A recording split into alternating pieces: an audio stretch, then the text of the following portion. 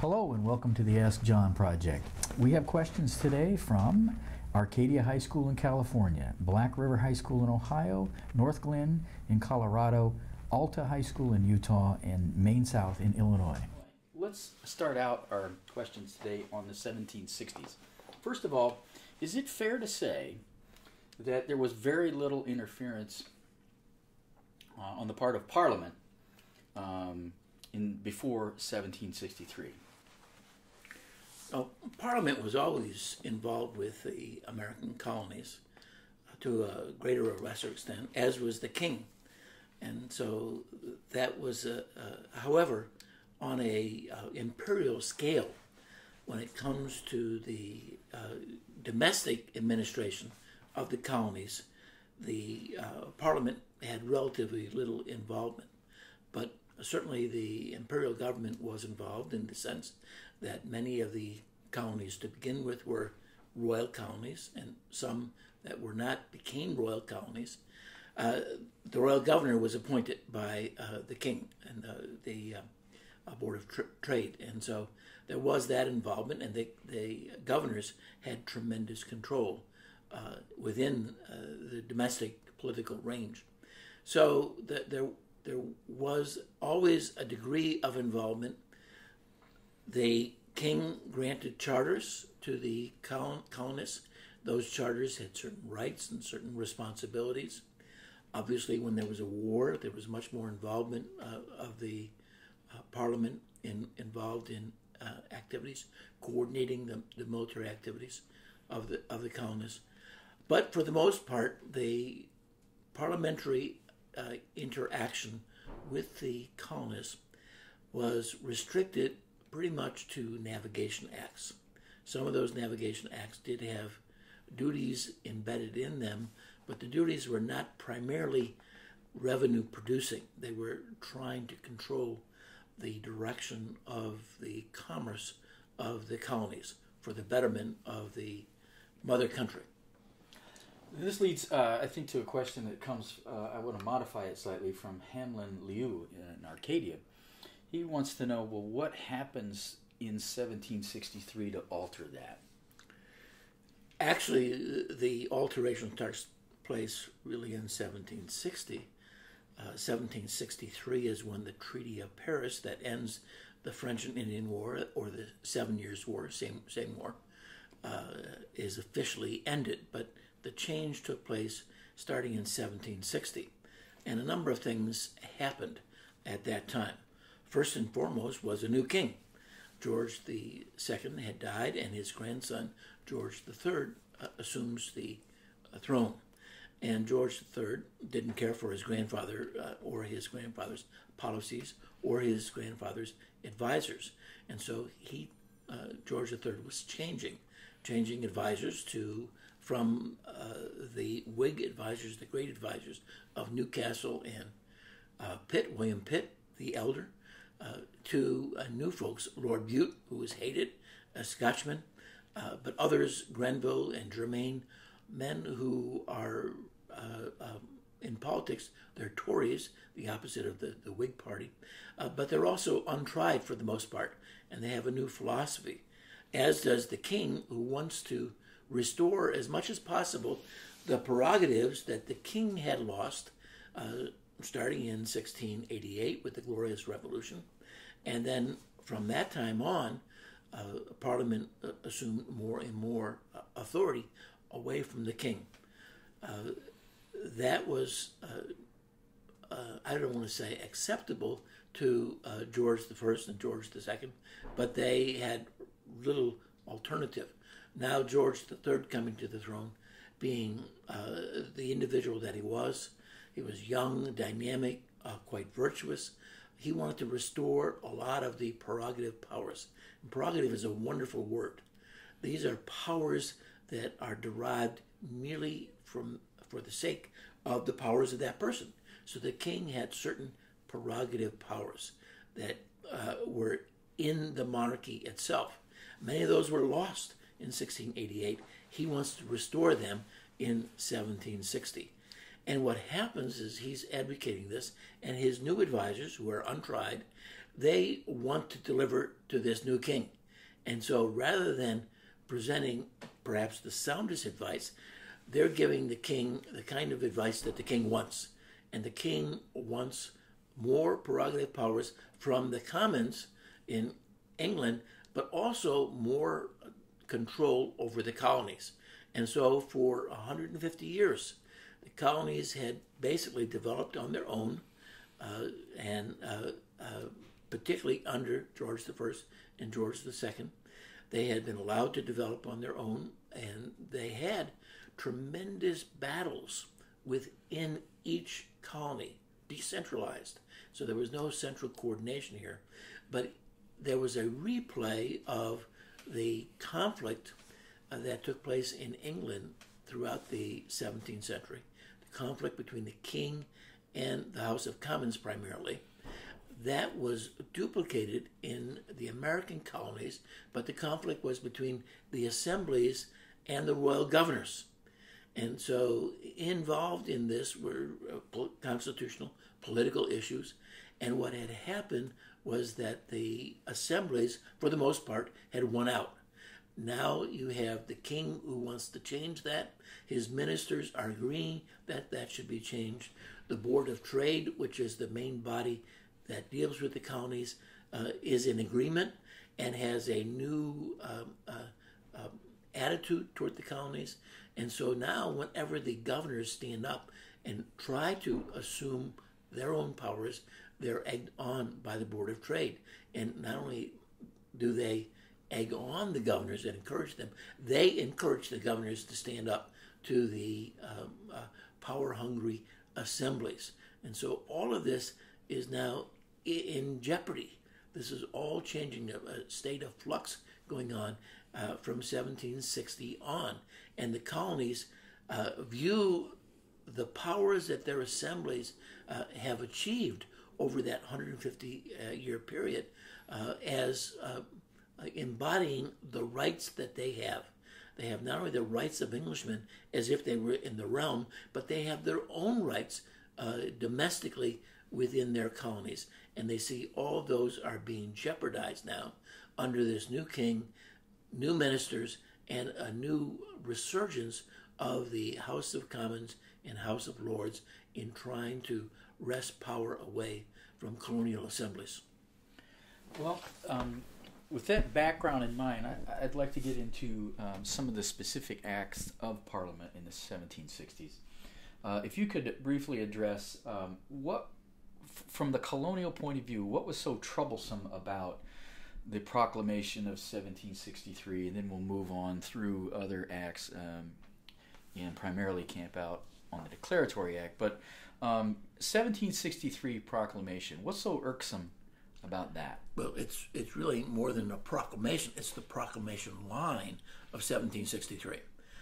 And what that says is that the English colonists on the eastern coast, the Atlantic coast, are not allowed to go beyond the crest of the Appalachian Mountains. So there's this imaginary line that connects the crest of these mountains, and they can't go beyond that in their settlement.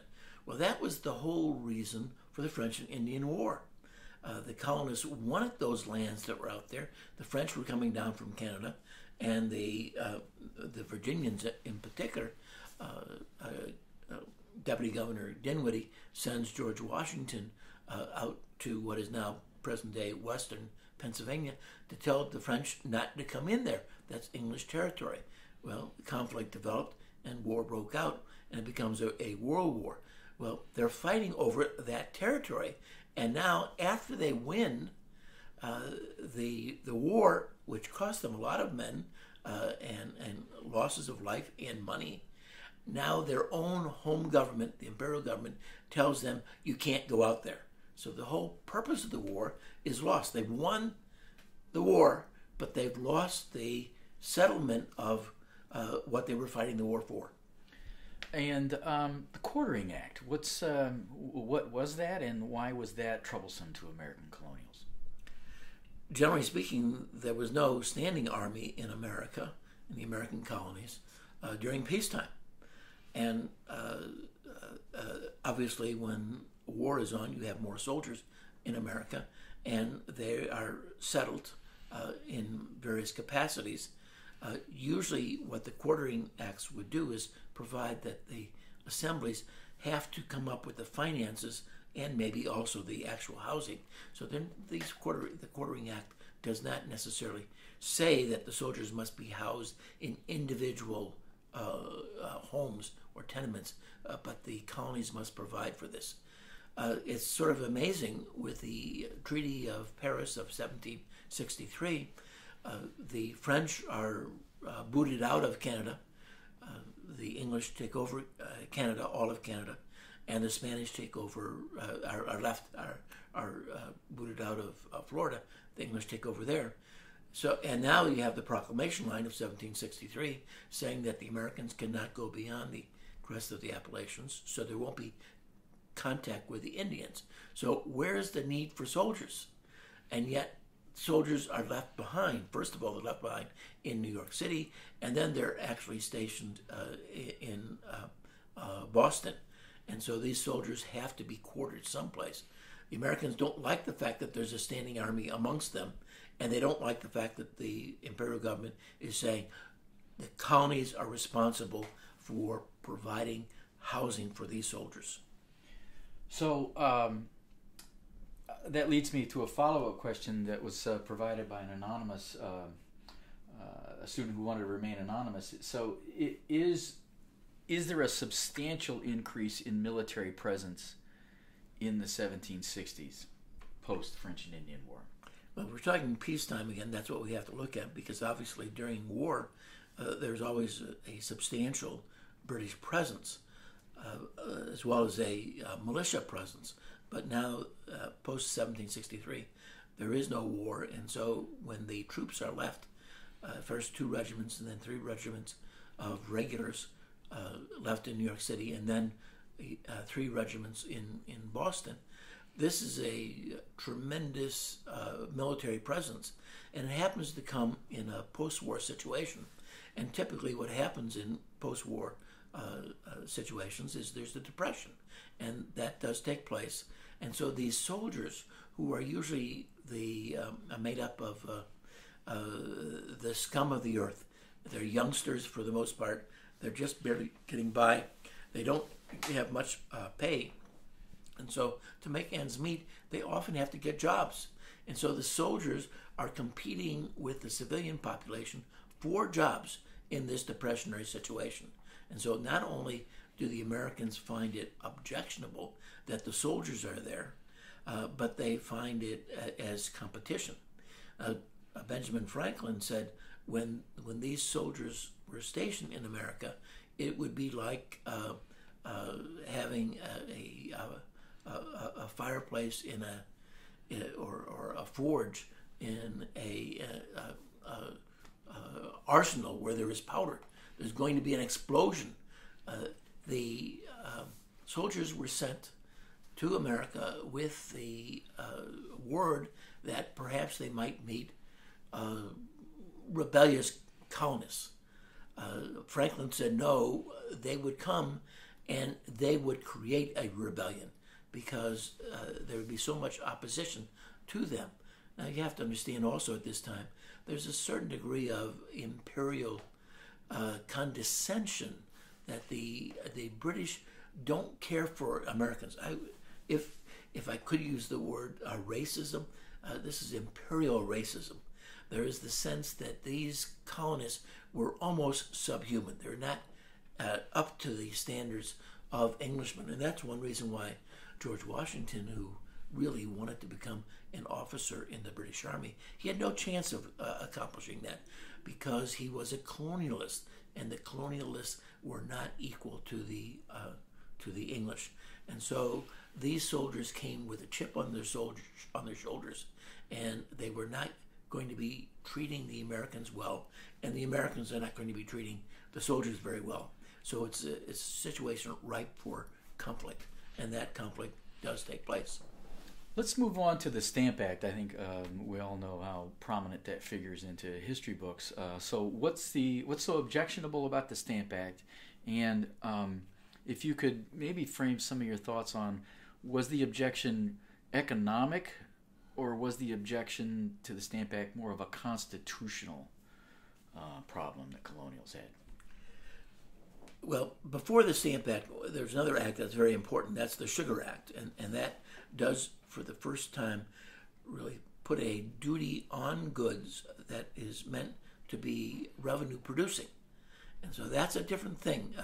The Parliament had passed import duties in the past, but they were always meant to enhance the commerce of the mother country and direct where the colonials could ship their goods to, whether it be directly to England, or whether they could go to the West Indies, or whether they could go to Europe.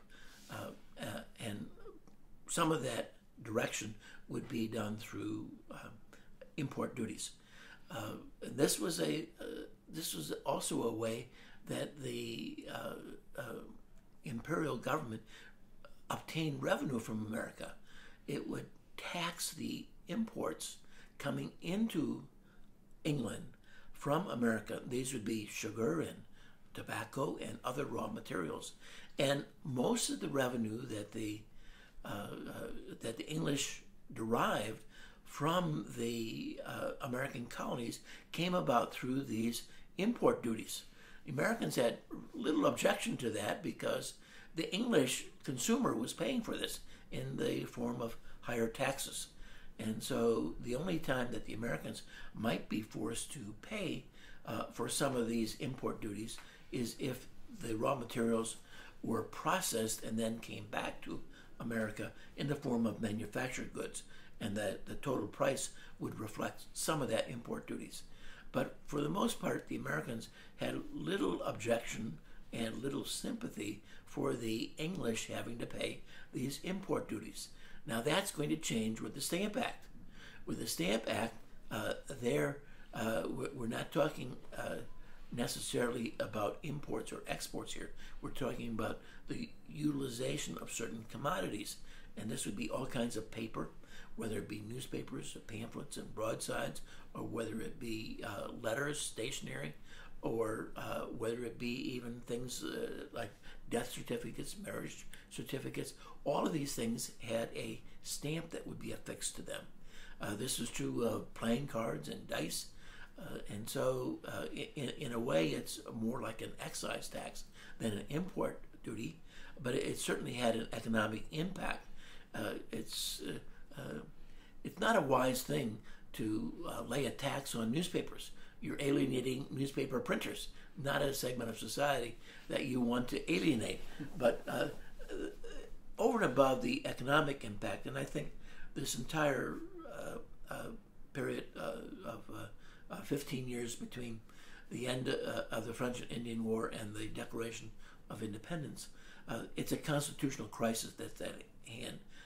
Economics is certainly secondary. It's not the most important thing.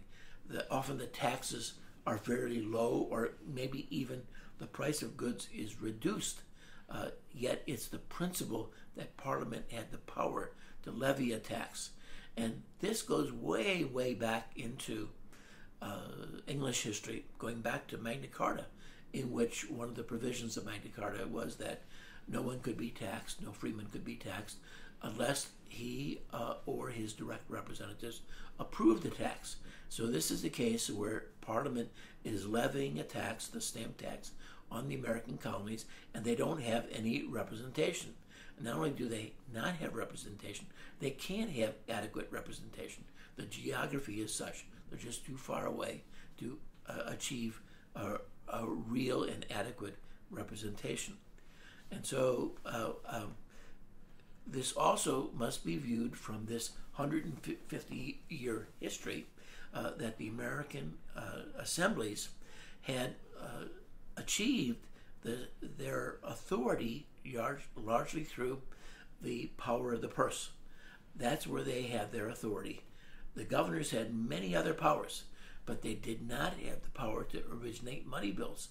And so this is a special area. You might even call it a prerogative power of the assemblies, that they control money. And so when you allow Parliament to supersede the assemblies and levy taxes for the purpose of revenue, the assemblies really saw danger to their authority, and that meant danger to the rights of Americans. Let's move on to, Parliament rescinds the Stamp Act. There was such a negative response to it in the colonies. They rescind the Stamp Act, but then very quickly after that, they issued the Declaratory Act. So what is that? And Nate Brown from Alta in Sandy, Utah, wants to know why the Declaratory Act was such a large issue, because we often don't hear about it. Well, the Stamp Act was in effect in other colonies, particularly in Ireland, and they paid it grudgingly, but they paid it. But the Americans had this tremendous animosity to this tax, and they petitioned against it and passed resolutions, passed acts, and there was a lot of violence. There was quite a bit of opposition in England to the Stamp Act. This was coming from men like William Pitt and Edmund Burke and others, Lord Camden, so both in the House of Commons and the House of Lords. And there were objections from 2 points of view. One, was this a violation of the constitutional rights of the colonists? And two, would it be productive of violence and opposition, more opposition than it was worth? And so there was an argument against that. Well, that was prescient, and that's exactly what happened. There was so much opposition to the Stamp Act that after considerable debate in both houses of Parliament, it was decided it was the better part of judgment to remove the Stamp Act. But how do you do that and save face? And so what they did, they passed the Declaratory Act on virtually the same day that the Stamp Act was repealed. And so argument came forth from men like William Pitt that this was a one-time deal. This was merely to save face, and that's all. Don't worry, it's not going to be implemented. But what the Declaratory Act said, it had two parts really. Often we see in the history books only the one part, and that part is the first part, which says that Parliament has the power, the authority, to pass all measures, all the laws, to bind Americans in all cases whatsoever. And you see that phraseology, those words appear over and over again, not within quotation marks, but Americans understand this. They're euphoric at first when the Stamp Act is approved, but when they realize what the Declaratory Act says, that they're not at all pleased with that. The second part of the Declaratory Act says that despite the resolutions and petitions and acts of colonial assemblies, those are all null and void.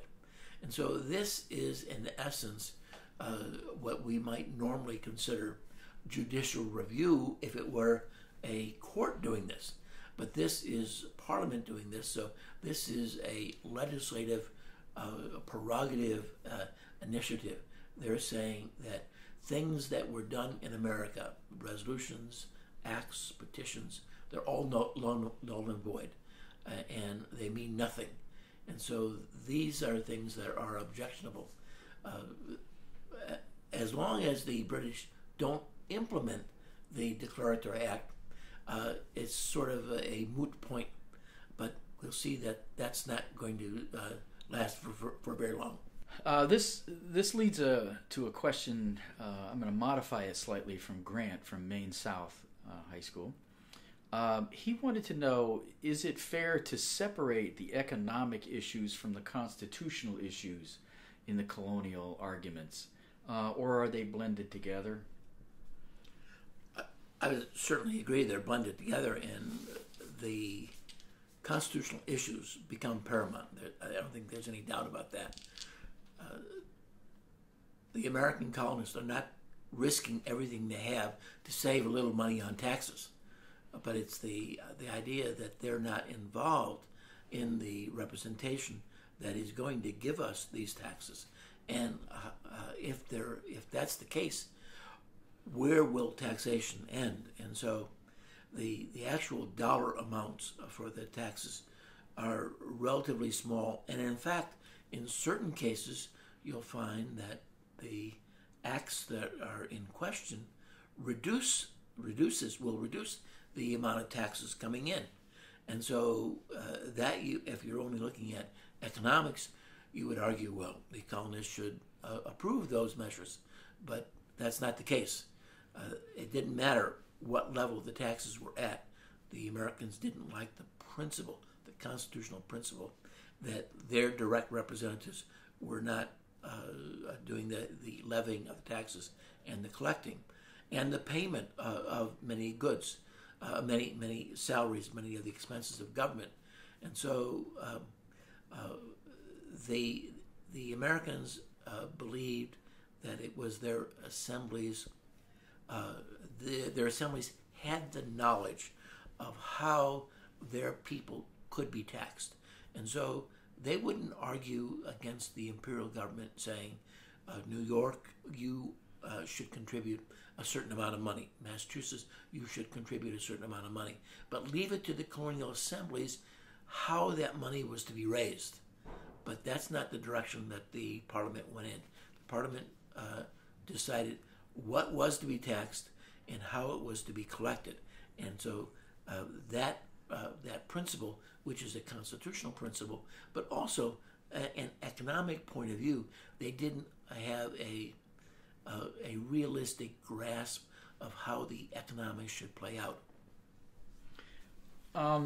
Both Roger and Max from Arcadia High School would ask some questions about the resistance to these.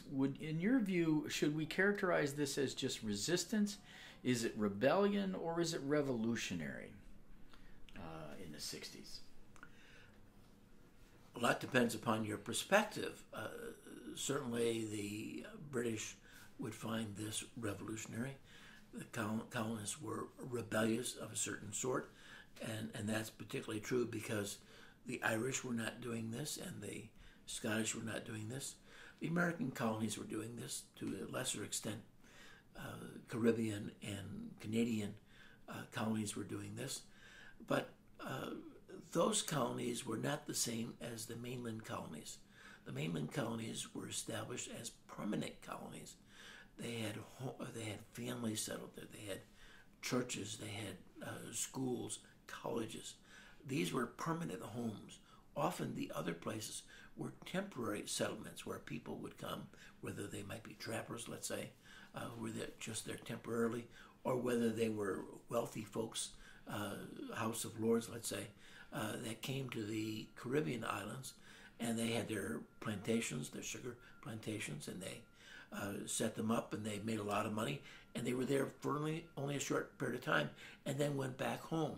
And they formed these lords in the House of Lords, formed a very powerful, small but powerful coalition that favored the interests of these British Caribbean plantation owners, and they put forth their point of view. But the Americans saw a need to petition, first of all. That was always a primary method of objecting to any governmental policy. The right to petition was a standard right that Americans liked. And then they went beyond that, however, and they used economics. They would have no import, no export provisions. And this is true because shortly after the Declaratory Act was passed in 1766, within a year or so, Parliament passes the Townshend duties, which in essence was an implementation of the Declaratory Act. It put an import tax on many necessary importations. The American colonies were prohibited from manufacturing a lot of things, and they were also limited in who they might trade with. And so there was they could only get certain goods from England. And so when the English put duties on these were taxes that must be paid by the Americans, and they found this objectionable. And so the way to counteract these import duties was to say, we're not going to trade with you at all. We will not import, and thus we will not pay these duties, and we won't export to you. This was really hitting the Treasury of Great Britain very hard. It was also hitting individual shopkeepers and manufacturers quite hard. And so the hope was that they would put pressure on the government as well. And so that's about the extent that the American colonists wanted to go to. But they realized that if they failed with petitions, if they failed with economic warfare, they might be forced to go to that military side, which would really be a state of rebellion. And they hoped they wouldn't have to do that, but many Americans presumed that was going to be the case. And you had different activities that were established, primarily within each colony. Again, a sort of decentralization here, not coordinating efforts intercolonially, but intra-colonial activities where you have the Sons of Liberty, which are they're different in every single colony. They're often manned by, composed of prominent individuals, at least middle-class artisans, often and merchants, and they want to coordinate activities within their colony. And so these are all aimed at getting a change in English policy. So the Americans don't view this as rebellion. They view it as a proper political response. They've been doing this for 150 years within their colony. Now this is just expanded to an imperial struggle as well. The imperial government in England, however, views this as leaning toward rebellion.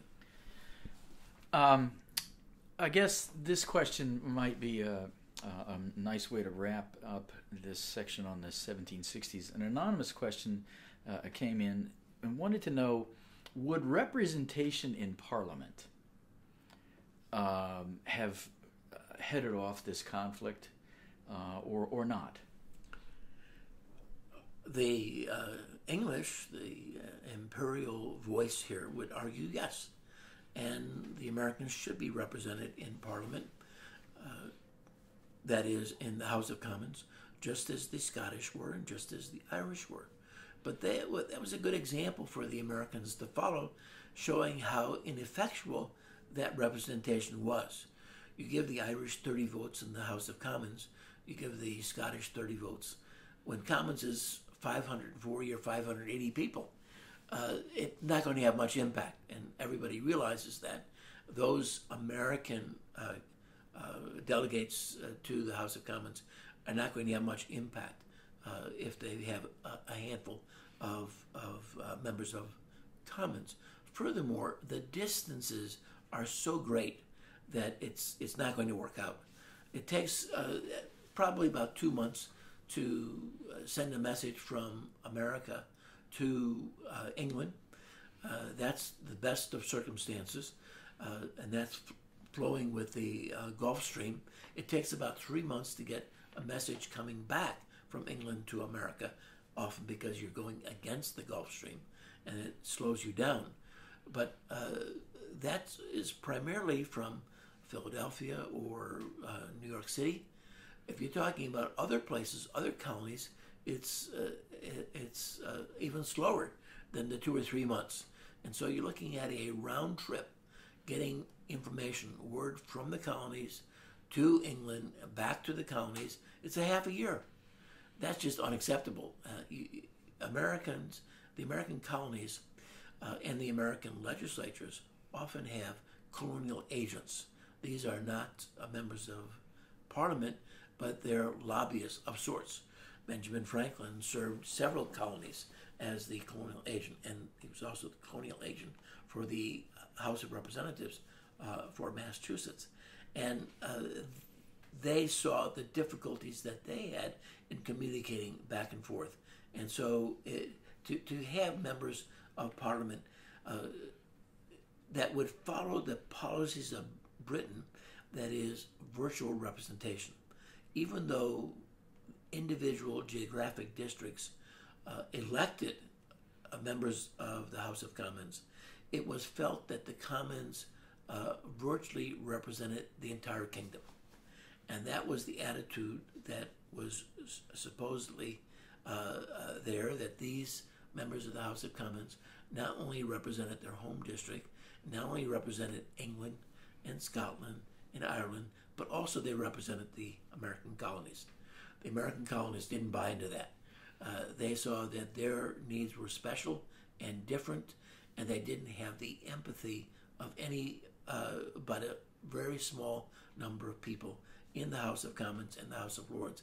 And those voices were not adhered to by others.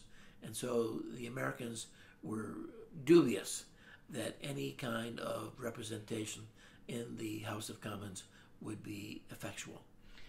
Quinn from North Glen High School in Colorado wants to know if you're willing to say, of all of the parliamentary acts in the 1760s, which is the most objectionable?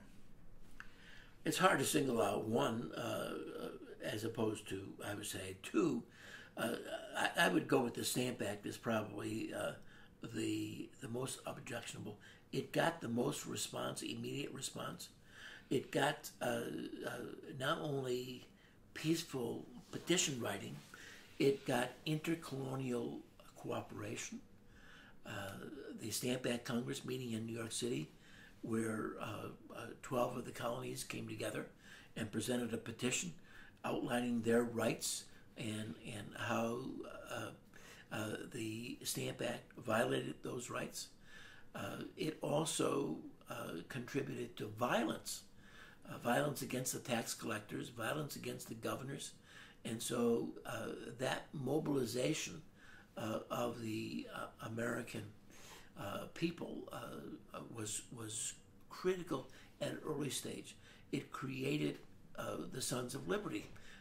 They got started because of the reaction to the Stamp Act. The committees of correspondence are being started. So there's, again, this intercolonial cooperation that's beginning. So all of that is critical. It got the newspapers on the bandwagon also, opposing these new imperial policies. But then it was repealed. But then along comes the Declaratory Act.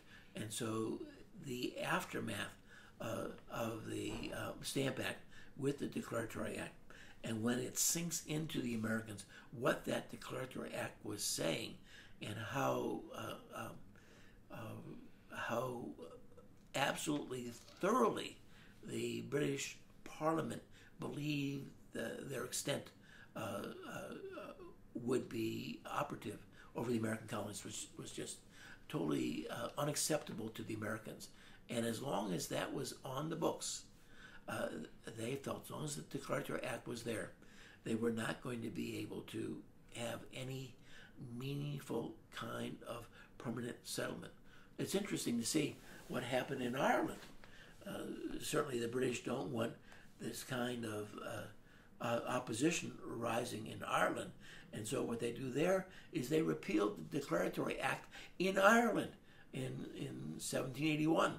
And that goes a long way to satisfy the Irish. They also have another system there, Poning's law, where no laws can be originated in Ireland and no laws can be approved in Ireland without the approval of the English Board of Trade. That is altered. And so with Ireland, there's sort of an attempt by the English to make them almost into a dominion status. That kind of attitude never happens with America. And so the Declaratory Act is there. So the aftermath of the Stamp Act, followed by the Declaratory Act, that combination, I think, is just totally unacceptable to the Americans.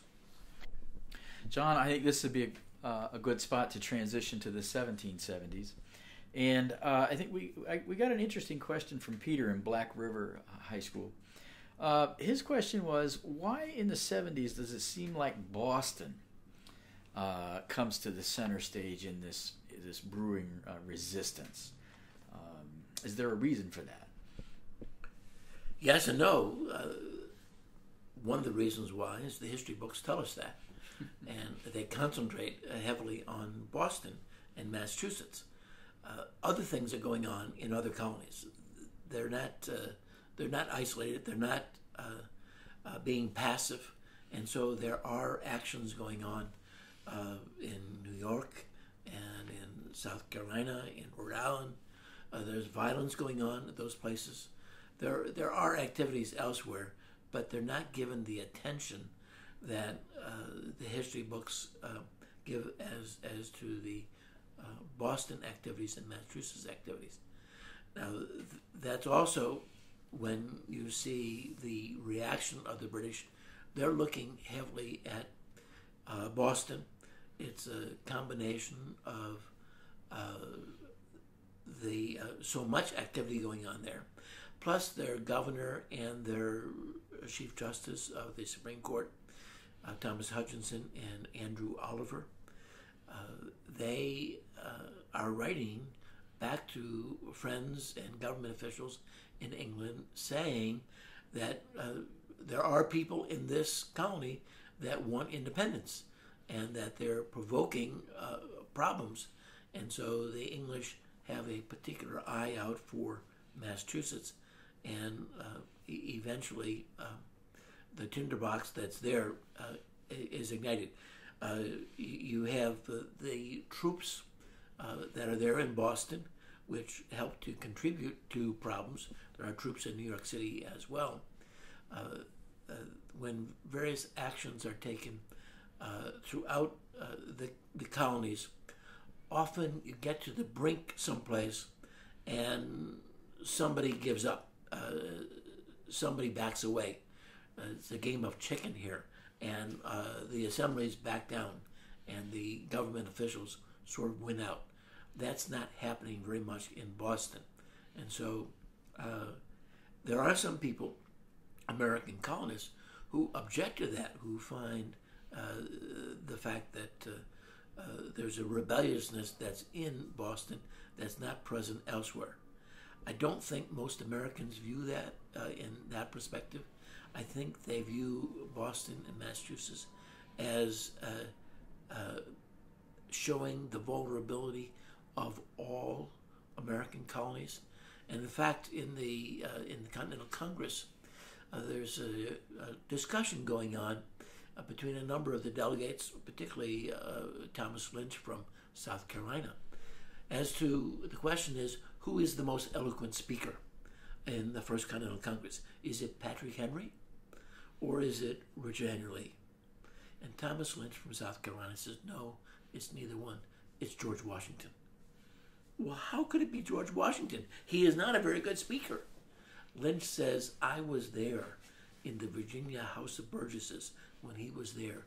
And he said, Washington said, that if the British attack against Massachusetts would continue, Washington would take charge using his own finances to raise 1,000 men to come to the aid of our brethren in Massachusetts. Lynch said, that's eloquence. And so Washington was not the only one who felt that way. And so all the other colonies, they shared in the activities of the Massachusetts folks, and they shared in the anguish that they felt toward this British policy. I want to ask you about the Tea Act. A lot of times, it's presented as a tax issue for the colonials, but I think often students miss that it's also a constitutional issue too, as well as a tax issue. So if you could kind of explain the issues about the Tea Act a little bit. This is one of those cases where the economics sort of falls apart pretty easily, because with the hue and cry against the Townsend duties, with the non-importation, non-exportation measures that the colonies are taking, it's decided to repeal the Townsend duties. And they do that except for the Tea Act. So that remains. But the tax on tea is reduced. But one of the provisions of the Tea Act provides a monopoly for the British East Indies Company for its tea. The British East Indies Company, which is a private company, it is experiencing hard times. It's got a glut of tea in its warehouses, and it would like to sell that tea. And the British government would like the East Indies Company to succeed and help them in the sale of their tea. And so the price of tea, the tax on the tea is reduced. It's now cheaper to import English tea than it was before. So the economics is not there. But the principle now of taxing the tea is still there, which the Americans don't like. Plus, they don't like the monopoly situation. They don't want to have Parliament requiring commerce with a monopoly. So that combination is what makes the Tea Act so objectionable. And as we all know, the Tea Party results as a consequence of this. And then Parliament passes a series of 4 laws that Americans called the Intolerable Acts. So if you could, John, explain a little bit about any or all of those 4 laws, and again, what's so objectionable to colonials, not just those in Massachusetts, about those laws. Tea was shipped to several different colonies, and it met resistance all over America. The tea was turned away in Charleston and New York City, and there's some a little bit of violence in New York City over this. But the tea is left on a number of ships in Boston, and they're going to unload that tea. But before that happens, the tea is dumped into Boston Bay. This is privately owned tea, so it's not government owned tea. It's East Indies Company tea. So this is objectionable to the British. They find that they're not going to be able to have convictions. Some would argue that the evidence wasn't there, and they couldn't find who the guilty people were. They were dressed up like Mohawk Indians. I don't buy into that.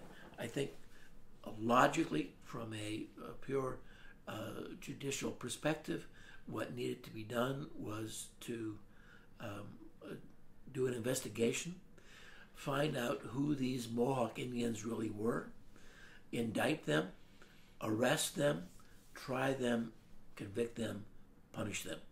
That was the normal sequence of events. Whether they could get an indictment is doubtful. That is, whether they could get a grand jury, but they don't always need a grand jury. They can get by without one. An attorney general can indict on, they call it information, directly. That has been done in the past. But could they get a conviction?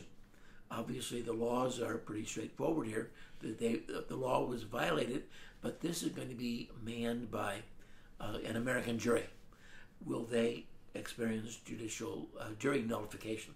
So that was the problem. So the British felt they understood what happened in the past with different measures. The trial for the Boston Massacre, let's say. They felt it was going to be impossible to get justice, to bring these rioters to justice here and get convictions. So they thought that the best way to do this was to exert both political and economic pressure on Boston in particular, but Massachusetts in general. And this would have a chilling effect on other colonies.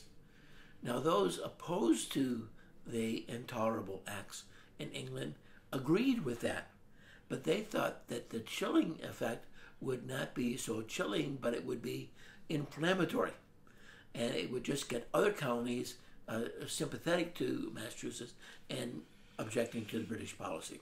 So what were these Intolerable Acts? Well, the first one, most obvious and most blatant, is to close the port of Boston. You cannot have anything but the bare necessities coming in to Boston. Boston, you have to understand, survives only through commerce. And so without commerce, the city is going to be experiencing death throes and will starve, even though maybe the bare necessities would come in. And so the port of Boston would be shut. Then the government of Massachusetts is going to be affected. The charter is taken away. You have to understand the charter is like a constitution for these folks. Their rights are embodied there, not just the structure of the government, but their rights. And that's being taken away by Parliament in the Government Act. And the governor is done away with. It's going to be now a governor, a military governor. General Gage is put in charge, as opposed to the governor who was elected by the people. And the governor is going to have all kinds of appointive authority, appointing judges, appointing sheriffs. And these officials have a great deal of power. The sheriffs are now going to be the ones seating, impaneling juries. So this is not going to be an appointed position. These are not going to be, the juries are not going to be appointed by elected magistrates, local magistrates, any longer. And so there goes your control over the juries. And anybody who is threatened, any English person, English officer, custom officer, they can move their case to a Vice Admiralty Court in Halifax or to England. And so this is where justice is to be achieved for these folks in the eyes of the English, just the opposite from the American perspective. They're not going to be experiencing justice. So that's the third provision. And then there's also the what is called Quebec. The Quebec Act. Some people don't always consider that one of the Intolerable Acts. But remember, the French and Indian War started in the West when the French were coming down and establishing forts in what is western Pennsylvania, which the Virginians claimed as their territory. So the Proclamation line of 1763 said the Americans could not go west of the crest of the Appalachian Mountains. Now, what does the Quebec Act do? It provides that Quebec, which is heavily, 90-some% French, is going to, its borders are going to be extended southward to the Ohio River and westward to the Mississippi. So all that territory that the Americans thought would be their territory, that they would be able to speculate in, they'd be able to settle in. All they have to do is move the Indians back. Now the French were given that territory, and not only were the French given that territory, but the French Catholics were given civic rights, which normally is not the case in English America or in England itself. There are penal laws against the Catholics, and so that is going to be extended, and also the civil law is going to go into effect as opposed to the common law. The civil law, the primary difference there is the civil law, you have trial without juries. Judges administer the law in these courts, whereas the common law has jury trial. And so in that territory that the Americans thought was going to be their area of expansion is now given over to the old enemy and the present enemy of Catholics and a different type of law. And so the Quebec Act was certainly anathema to many Americans. I think at this point there's two overarching questions about this whole 15-year period in general. And this comes from an anonymous question.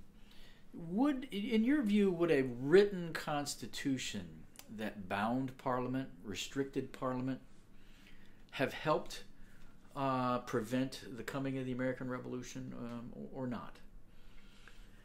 It might have, depending upon what's in a written constitution for America, but that's not reality at the time. Americans do have written constitutions at the time.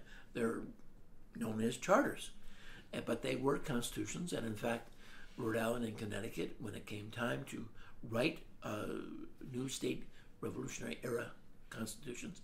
Rhode Island and Connecticut do not write constitutions. They just adjust their colonial charters to become their state constitutions. And they're in effect for many years. I mean, for 30, 40 years, those charters stay as the constitutions for those two states. And so the Americans believed that there was a higher law, and it was their charters, which had evolved over the 150 years, but it was also the great documents of England, the Magna Carta, the Petition of Rights, the Bill of Rights, the Habeas Corpus Act. These are all higher law. There's also the common law, which is many of the statutory provisions, as well as judicial decisions and customs. This is all higher law, and it's what you find judges are often referring to. In the famous Dr. Bonham's case in 1610, Chief Justice Cook refers to the higher law. He's talking about the common law here. So there was a higher law that the Americans are pointing to, but the British had veered away from that, starting in with their conflict with the King and the House of Commons. You have that conflict starting in the 17th century, and it ends in 1688 with the Glorious Revolution and the Declaration of Rights. And William and Mary, before they're allowed to assume the throne in 1688, when James II has been forced to abdicate, but William and Mary come to the throne, they're forced to agree to the Declaration of Rights. And what that does is show that the monarch has has much fewer prerogative powers than in the past. And as time goes on, the conflict over powers in England and internationally also is based upon a political struggle within a parliament. And so it's Whig versus Tories. And so it is felt that Parliament is now supreme. A Parliament is not just the House of Commons and the House of Lords. It also includes the King. So there are three parts of Parliament, but it's supreme. Now, in 1765, Blackstone publishes, William Blackstone, a very prominent lawyer in England, publishes the first of his 4 volumes commenting on the common law. And in that first volume, he enunciates the policy that Parliament is now supreme. Therefore, you have no higher authority. In America, yes, you do have a higher authority, and that's made up of the several things that I had mentioned. It's not just one thing, but it's several things. The common law, the great documents, and the colonial charters, which guaranteed Americans all the rights of Englishmen as if they were in the realm. But in England, the highest law was Parliament. And so you have this anomalous situation where Parliament could pass a law. It would be considered a legal law that could be unconstitutional. Unconstitutional meant in that terminology that it wasn't null and void, but it violated tradition, it violated the common law, it violated perhaps these great documents. But that was all secondary to the fact that Parliament was supreme. So that's a very dangerous element for Americans. They saw there was no restriction on Parliament. Parliament could do whatever it wanted to do. And that was a dangerous thing, particularly when you combine that with the Declaratory Act, which is aimed, the Americans thought, at America. So Parliament could do whatever it wanted to do. If you had a higher law that could be appealed to, that would be a wonderful thing. But that was not something that was available in America in the 1770s. Maybe this question from Jamie at Arcadia High School is our good exit question here. The question is, so in your view, is the basic difference a difference of opinion about higher law between the British and the Americans? To a certain extent, I would say that's true, and the Americans had this opinion that was an evolving opinion. They felt very strongly that sovereignty could be divided, and that there was dual sovereignty. And sovereignty existed at the imperial level within Parliament. And that meant, as I said, the Lords, Commons, and the King. And anything for the betterment of the empire had the source of authority there. But at a domestic level, within each of the colonies, there was a degree of sovereignty that should not be encroached upon. And if it was encroached upon by the imperial authorities, it presented danger to the rights of individuals. And that was something that they were not willing to risk. They had fought for a long time to achieve the rights that they got from their colonial governors. They were attuned to the writings of the great political writers of the 17th century. Joyce Malcolm has a 2-volume edition of the pamphlets written in the 17th century. She says there are about 22,000 pamphlets, all totaled, talking about government and the nature of government and how best to preserve the rights. Americans were attuned to that, and they understood the Whig philosophy that government was dangerous. Now, there are that was prevalent in America. They didn't trust the imperial government. They didn't trust their own governments. The only thing they trusted was their assemblies, and they didn't trust that all too well. They wanted written protections, and they have these. There are over 200 documents in colonial America where their rights are specified. This is the difference between English documents and American documents. The English great documents look at rights that have been violated by the monarch, saying, if you want our support, don't do this again. The American rights that are embodied in their 200 documents are peremptory. They don't look to rights that have been violated. They look to government saying, we understand the voracious nature of government, that those in power can very easily become tyrannical, and we want to stop that from happening. And so that's their opinion. They're ripe for if you want to call it paranoia. I remember once I was in a conference in the book area, and the 2 profs were right in front of me. One of the profs said to the other prof, you shouldn't be paranoid. You've got real enemies. And so if you do have real enemies, you're not paranoid. But the Americans felt a certain degree of paranoia. They felt Parliament was in fact their enemy. And so that was their opinion. Now the British opinion was the Americans are ungrateful. They don't accept the fact that we have helped them so much, that we offer them protection, and they're not willing to live as appropriate colonists who are there primarily for the benefit of the mother country and certainly of the empire as a whole. And the Americans are not out for a cooperative enterprise here. And so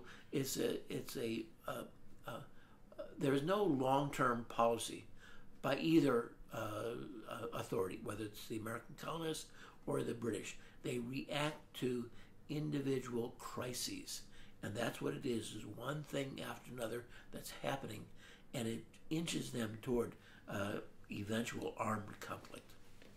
Well, John, thank you, and we will sign off for today and look forward to Ask John in the future. Very good.